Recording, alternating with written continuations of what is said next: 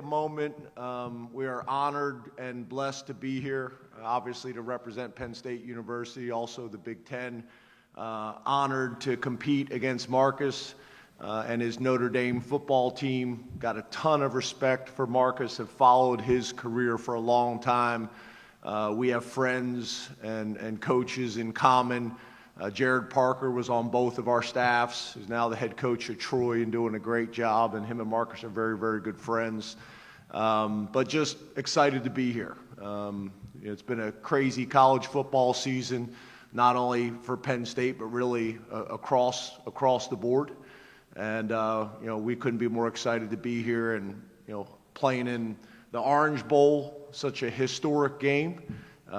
Penn State and Notre Dame got great history together as well, two storied programs. So just really honored to be here and represent Penn State in the Big Ten. So thank you very much. Thank you. Prestigious bowl game. I want to thank the Orange Bowl committee for the welcome yesterday. This is my first opportunity to be a part of this game. And as I said last night, your reputation precedes itself. We appreciate the welcome to South Florida for our families and all those that traveled. And so we know the work that's put in to put on one of these games, and we are very grateful for it. Looking forward to a great opportunity tomorrow night versus a extremely good football team. As Coach Franklin said, I have a lot of respect for him and the job he's done in college football, and this football team is a very good one that we have to continue to prepare for. We've got to use these next 24 hours to finish our preparation in anticipation of this great opportunity that lies ahead. So we'll do that, but again, we'll understand that we'll do that with being grateful for this opportunity we have ahead of us. Thank you very much, Coach Freeman. And now we'll open it up for questions for both coaches. Please raise your hand, and a microphone will be brought to you. Once you receive that microphone, please state your name and affiliation before asking your question. We are now open for questions, and we have our first question down front. Good morning. My name is Mark Stallworth. I'm with the Miami Times newspaper. My question to both coaches, with the future generations looking back on this 91st edition of the Orange Bowl, what do you hope they see in this moment beyond this just being the first Orange Bowl in history featuring two black coaches? And what pivotal decision or experiences in your journey do you believe prepared you for this moment? So, I had mentioned earlier in the week, got asked a similar question, and, I remember being the offensive coordinator at Kansas State in 2007 and working for an African-American football coach in Ron Prince. The defensive coordinator on that staff was Raheem Morris. Raheem is the godfather. Ricky Ronnie was our offensive graduate assistant. He's the head coach at Old Dominion now. Scott Frost was the defensive graduate assistant. He's the head coach at Central Florida now. And I remember that year, Super Bowl with, if I remember correctly, Tony Dungy and Lovie Smith. And there's just a lot of talk within the profession, two African-American coaches coaching in the Super Bowl, and that was a big moment. It felt like that was going to have an opportunity to maybe create some change or create some opportunities for guys that had earned the right to sit in those types of rooms. So, if you look at that time, Tony Dungy ended up becoming the coach that won the Super Bowl. And I think at that time, there was 6 coaches in college football as head coaches. At that time, I think it was 127 Division I schools, and it was Sylvester Croom, Carl Durrell, Turner Gill, Randy Shannon, Ron Prince, and then Tyrone Willingham. And now there's 16 coaches of color in these positions. So I do think it had an impact. I hope a game like ours could have an impact. And really you're just looking for an opportunity for guys to be able to get in front of search firms and ADs and get opportunities that they earned. So I don't take it lightly. I really don't. I've gotten a ton of messages from people all over the country that I've worked with or know. But ultimately, it's about Penn State, and it's about Notre Dame, and our teams going out in the field and competing and representing our schools and our conferences, or our conference, excuse me, and college football and the Orange Bowl, and really presenting a great game and a great experience for everybody to enjoy. But I don't take that lightly, that responsibility as well. Yeah, I've thought long and hard about this question, and I know you probably didn't ask it directly, but again, you're grateful to be a part of this opportunity, and you're grateful anytime your name is mentioned with being the first. But you don't want to take away from how we got to this point, and that talks about your team. I'm talking about your team and everybody that put the work into getting your program to this point, and those that have come before you. There's a lot of people in this coaching profession that have come way before me that have given me this opportunity. But the other person I think that deserves a lot of credit is our former AD, Jack Swarbrick, because he's the one, and our president, John Jenkins, at the time, that made the decision to hire a guy that was 35 years old and had never been a head coach. He made that decision. And so Jack Swarbrick and Father John Jenkins deserve a lot of the credit for having courage and for making a decision to hire me at that time. And so they get I want to make sure I recognize them. And again, this isn't about me. This isn't about one person. It takes a team. It takes a program, and it takes a lot of people committing to something bigger than themselves to put your team in a position to be here. And I understand it, and I'm very grateful for it. And if this creates more opportunities for other coaches, other minority coaches, great. It's great. It is great for the future generations of coaches, of college football coaches, of leaders. And so I am all for that, and I'm grateful to be a part of that. But at the end of the day, the attention on one person takes away what really gives your program a chance to get here, and that's team, and that's committing to something bigger than yourself. And that's important to me. Yeah, Pat, I can't speak on that, and haven't really spent a whole ton of time thinking about it. Kind of like Marcus just mentioned, all of my time is focused on preparing for a really, really good Notre Dame football team. But like I mentioned before, if this could create some opportunities for other coaches to get in front of search firms, athletic directors, then I think it's a positive. And there's a ton of tremendous and qualified coaches out there that deserve the opportunity to get in front of these people. So we'll see how this plays out, but I haven't spent a ton of time on that. Notre Dame creates a ton of challenges, scheme-wise and specific skill-wise that we've spent all of our time, being prepared for. But I understand the question, and I appreciate the question. But it'll be a great game, and we're really, really excited about competing. I'm looking over here at Marcus, and how old are you now, Marcus? 38. 38. I mean, look at the hairline on this guy. I mean, envious of his hairline in a lot of ways. But Marcus has done a phenomenal job, and obviously he is the leader of one of the most storied programs in college football history, and so much respect for him and his career and his staff.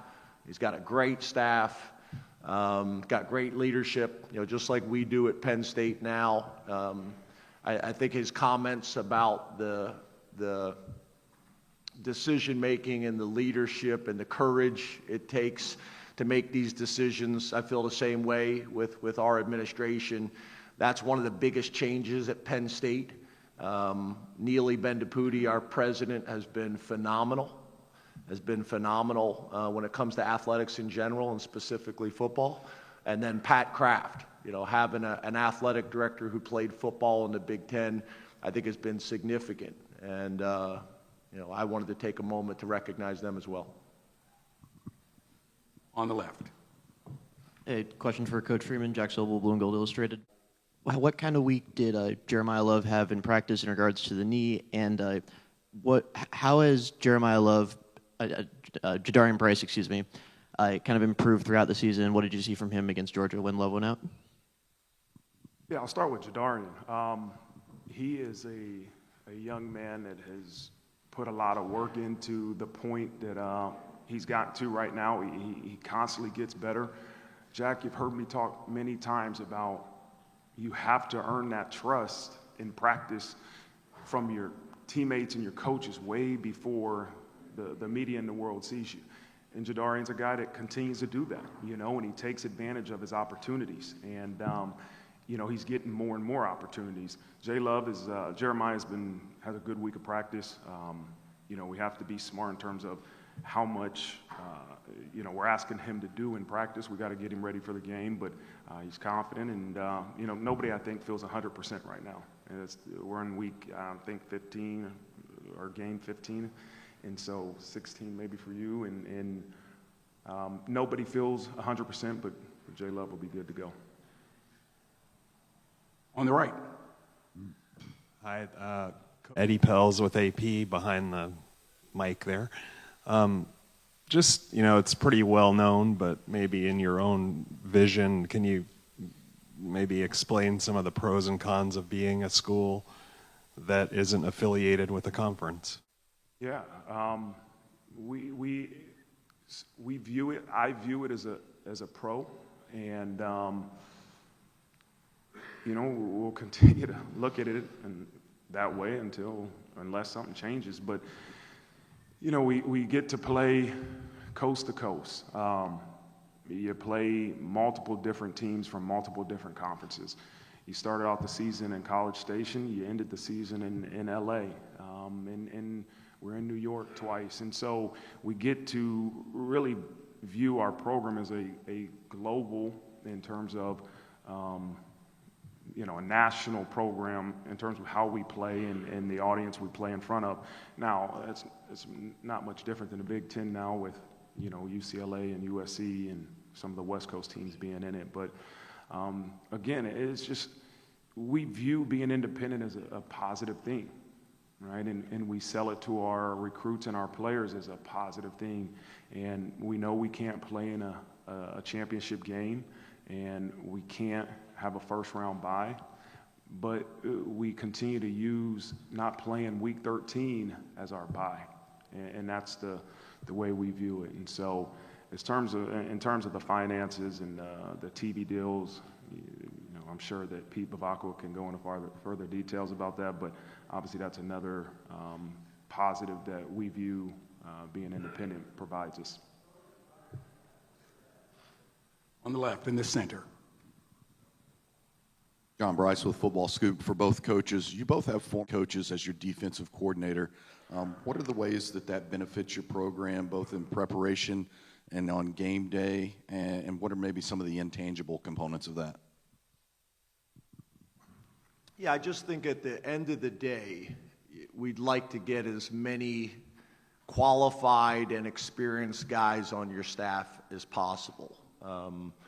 We've been fortunate to be able to go out and get, former head coaches that are able to come in, obviously use those experiences, those leadership experiences, those organizational experiences that they've had, and then also get back to doing what we love. I mean, I love being the head football coach at Penn State, but there's times where I would love to be back running an offense. And I think, today's college football, if you're not careful, can pull you further and further away from why you got into the profession in the first place. So being able to have guys on your staff that got tremendous experience. My special teams coordinator has been a head coach. My defensive coordinator's been a head coach. My offensive coordinator will be a head coach. And I got a ton of assistants like that as well. So just the more guys you can have on your staff that have tremendous experience, I think sometimes when you go back to being an assistant after being a head coach, it makes you a better assistant. I think it makes you a better coordinator. And if you know Tom, Tom's just been awesome. There's not a better guy in the profession. His humility is impressive. His faith is impressive. But he's been awesome. He's jumped right back into this thing and is really doing a great job. And I think his family is enjoying it. I think Tom is enjoying it, and we're enjoying having him. So we feel blessed to have Tom Allen and his family, and really the rest of my staff too. Yeah, for me, when I hired Al Golden 3 years ago, it was for two reasons. One, I believed he had a great defensive mind and could do great things with our defense. But two, at that point, we did not have a former head coach on our staff. And I thought it was important to get somebody that had experience where I had none on our staff. And the growth we've made in 3 years has been tremendous, right? The growth of our defense, and our defense is doing really great things right now, and Coach Golden gets all the credit in that staff and the players. But, there's times I'll ask him things about his experiences, and at some point you got to make a decision of what you believe is best. But it's good to have some of those guys that have experience in areas that you don't. I never had experience in a playoff. So I spent some time talking to Coach Golden, who had in the NFL, Dylan McCullough, our running backs coach, who had in the NFL, and some of our other coaches that had experience with dealing with a playoff in terms of the mentality, in terms of how we practice and some different things. And so, I believe in that. I believe in trying to gain wisdom from other people that have experience, and that was a huge part in the decision-making of hiring Al Golden. Our first question from the rear, and Mr. Tim. Sing as my annual gift to you. I will not sing. Coach Franklin, this is your 16th game of the year. Coach Freeman, this is your 15th. I think that's a school record at both places, and obviously you're both looking for one more after this. Is there I guess this is filed under a good problem to have, but what is the challenge of the longest season that either of you have ever been part of? How do you manage practice? How do you manage recovery? How do you manage all of those things when you're basically now playing an NFL-length season? Yeah, so first of all, I just think you're going to have to be open-minded, you're going to have to be creative, you're going to have to be flexible. And we have tried to do that. I think the sports scientists that everybody is using now, we are fortunate to have a young man by the name of Andrew Nelson. Dr. Andrew Nelson went on and got his doctorate.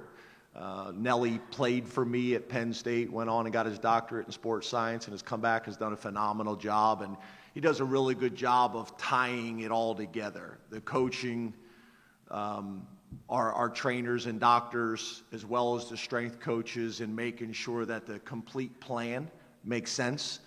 And what we're doing in the weight room complements what we're doing on the field, and the same thing with the trainers and the doctors. And I think that's been really valuable. Subtle changes that you can make to your practices or to your lifting schedule that can keep the guys as fresh and healthy as possible. I think that's a really important piece in all of this. I think another thing that I would say is how important depth and development in your program is.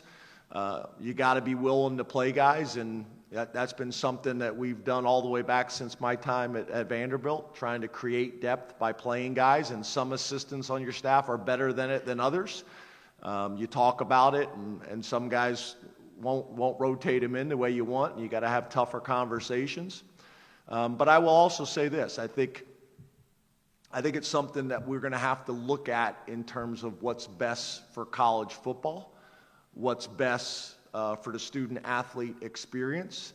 what's best in a university setting, because I don't know if this is really what it was designed to be. It's turned into that.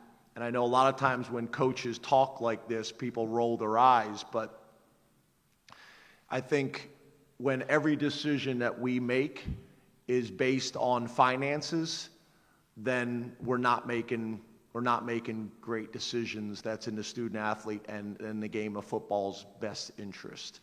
I think there's been conversations about, obviously you talk about just the differences between our two programs and conferences. I think it should be consistent across college football. I think, again, this is no knock at Coach or Notre Dame, but I think everybody should be in a conference. I think everybody should play a conference championship game, or no one should play a conference championship game. I think everybody should play the same number of conference games. I was a head coach in the SEC. I've been a head coach in the Big Ten. I was in the SEC when the whole conversation was whether to go to 8 or 9 conference games.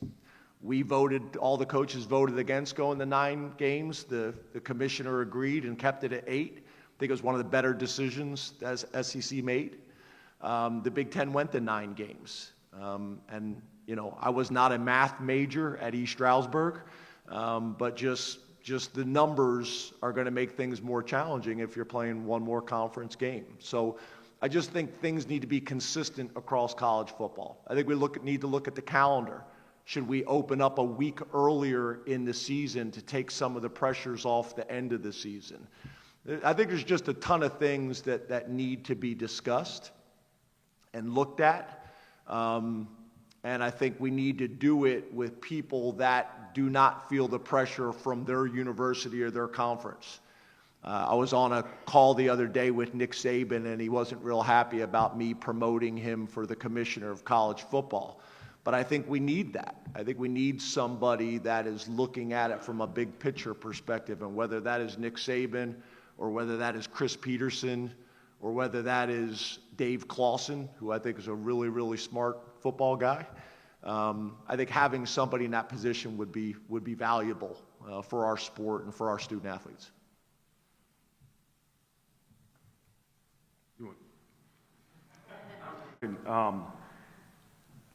How we got ready for this season, how we're adapting is you have a plan, you have a team, you have a sports performance team that you listen to and you talk through some different scenarios, and you got to be adaptable. You got to be willing to adapt based off the unpredictable things that can happen, and that's what we've been able to do. And I feel like our guys will be physically ready to roll. Down front. Andrea Adelson with ESPN.com. For James, how has Abdul Carter progressed over the last week, and will he be able to play tomorrow? Yeah, I was going to ask you guys, there's a couple questions about the health of the Notre Dame team. I was going to hope you guys would ask more questions so we could figure some of that stuff out. We anticipate Abdul playing. He's doing everything he possibly can to play. His approach has been awesome. He's lived in the training room, but it'll be a game time decision, and we'll see. But just like the guys that we're looking at on the Notre Dame roster and concerned about their impact on the game, Abdul's one of those guys as well. So I get the question, and I understand where it's coming from, but Abdul's approached this the right way. He wants to play. He's put a ton of cryptic messages out on social media, which you guys have probably seen those. I learn as much from those as I do from our trainers. But we are hopeful and expecting Abdul to play, and we'll see. We'll see how that plays out. Do we have a question on the right? I'm looking for. Is running the football and stopping the run a big part of your team's identity? I think for us, it's what we do well and what we have to do to have success with this current team. And, it's really, as you look at the course of our season, it's been a big indication of the outcome of the game, our ability to run the football and our ability to stop the run. It's a mentality. It's a mindset. just from my defensive coaching background, when you can't stop an offense from running the ball, it can be demoralizing. And that's why we say we have to do it now. We're probably ranked higher in the pass efficiency part of defensive statistics, but still the mentality of stopping the run is so important. And as you get later in the season and you play better teams, it's going to be important, right? The same as the turnover margin and those type of things. But as you look at Penn State, if you are not able to do a good job at stopping the run and trying to run the ball, you're not going to have success, and you're not going to get the outcome you want. And so that will be important as we get into tomorrow too. This is for James first. This is Doug Maurice from Kings of the North.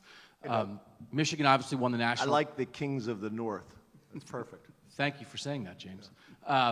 Michigan won the national title last year. Before that, 19 of 20 national champions had been from warmer weather or southern schools, most of them in the SEC.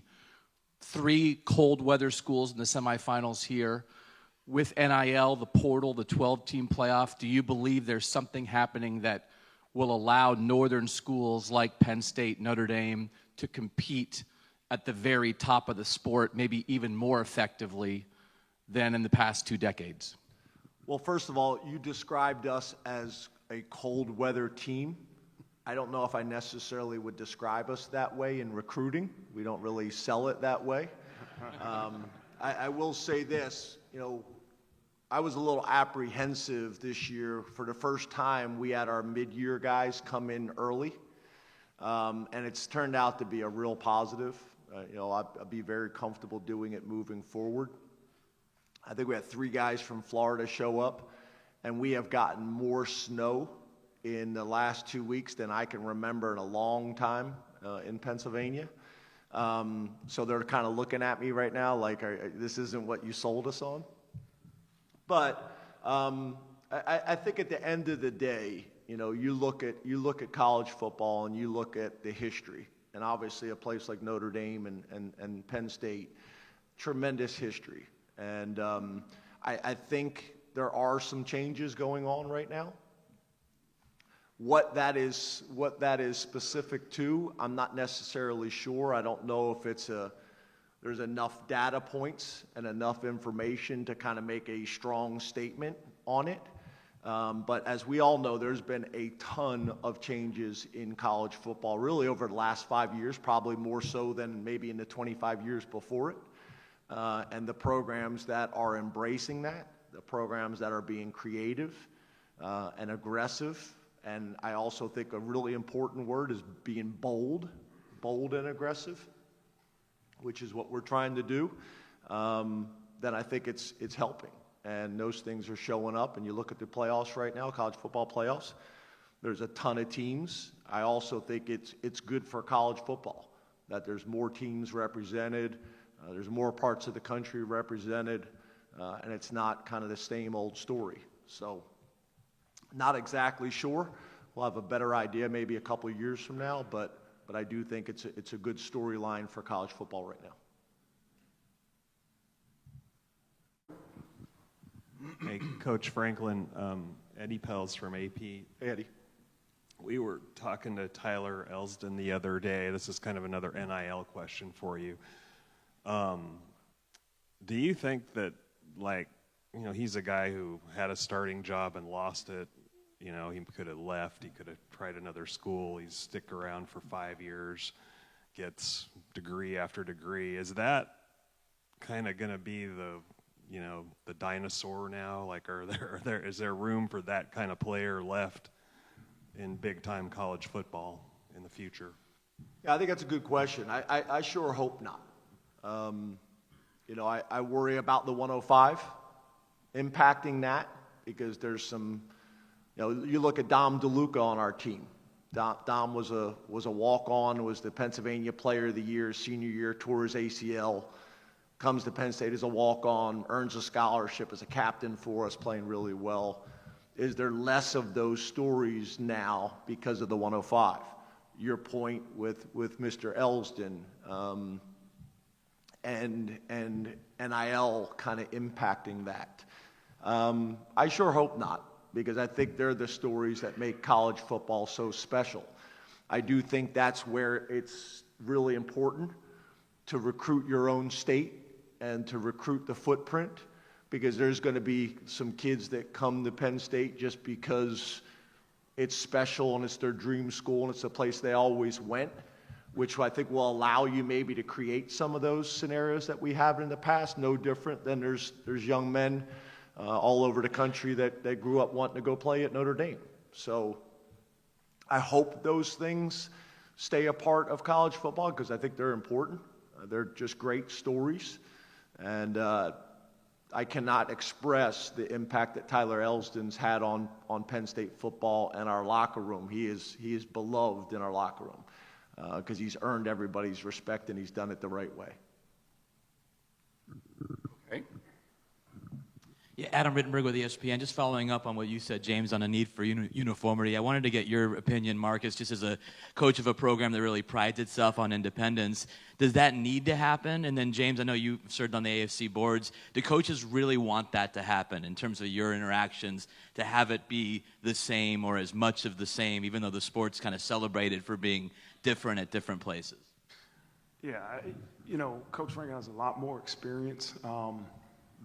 One, being a head coach in college football and even just being in the college athletics, where you can formulate a strong opinion.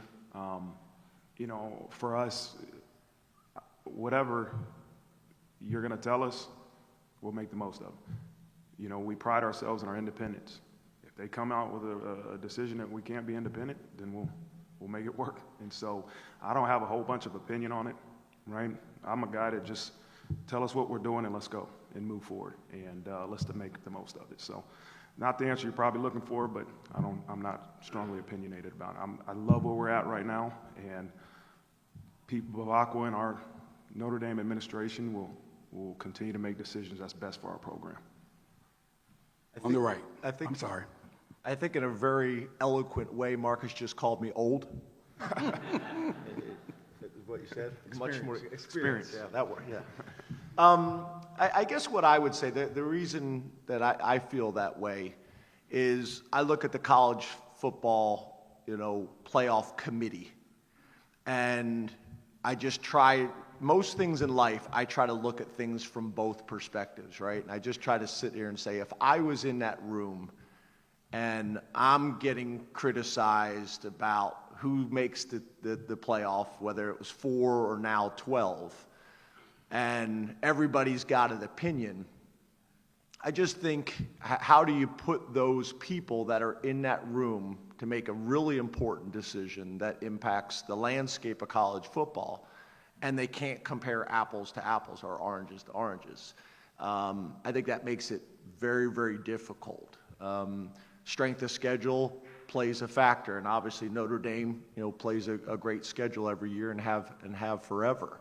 And I get the understanding and the impact of independence on their program. I'm just talking about it more strictly from the College Football Playoff Committee sitting in that room trying to make decisions. How do you make decisions when every conference is different, schools are different? I think it puts them in a very, very difficult position. And I'm just really speaking on it more from that behalf. Okay, we're going to have 2 more questions, and our first of the 2 final questions will be on the right. Pete Byrne, WSBT South Bend. This is for Marcus. You opened saying that you guys still have a lot to do in the next 24 hours. You guys had essentially 2 less days to prepare for this game, so I'm curious, what specifically do you guys feel like you want to accomplish over the next day, and is it different from a typical final day before a game for you?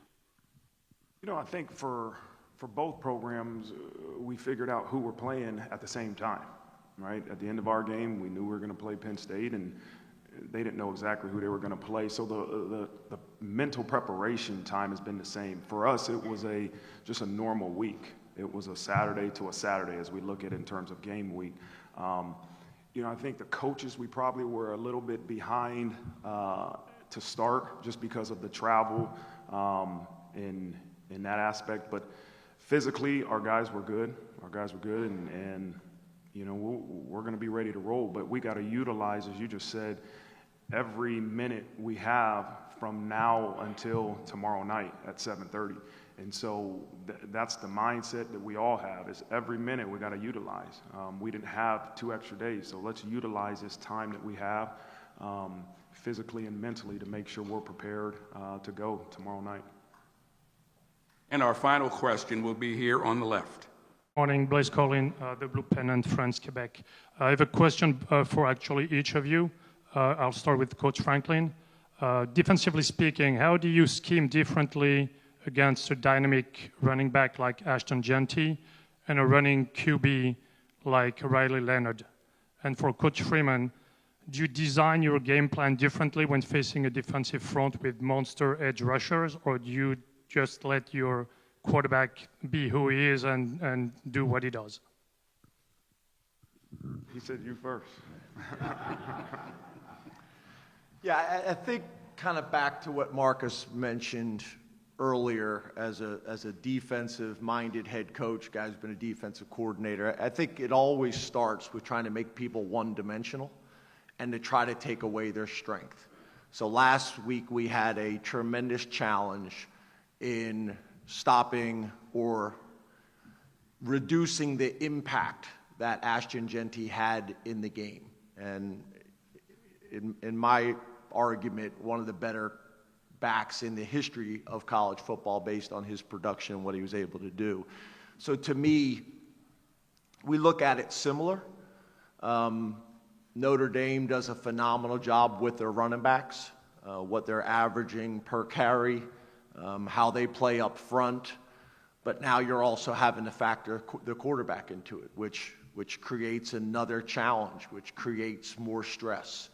And how do you do that? At the end of the day, our focus is still on trying to defend the run. Notre Dame does it in a little bit different way than what Boise State did last week. But it's still the whole philosophy of trying to make them one-dimensional as much as you possibly can. But also understanding that the quarterback's going to make plays. The running backs are going to make plays, and you're going to have to flush it and move on to the next play. And this is going to be a 4-quarter football game, and we're going to have to be prepared to compete like that. So stopping the run is priority number one. Yeah. You know, each week you have to tactically prepare for the strengths of your opponent, right? And obviously you mentioned rushing the passer, and their D-line is a huge strength of their defense. Now, they got guys across the board that can present issues, but you always start with, hey, let's try to figure out to have a plan for what they do well. And, you know, again, every week you tailor what you're doing to address that. And so this was no different.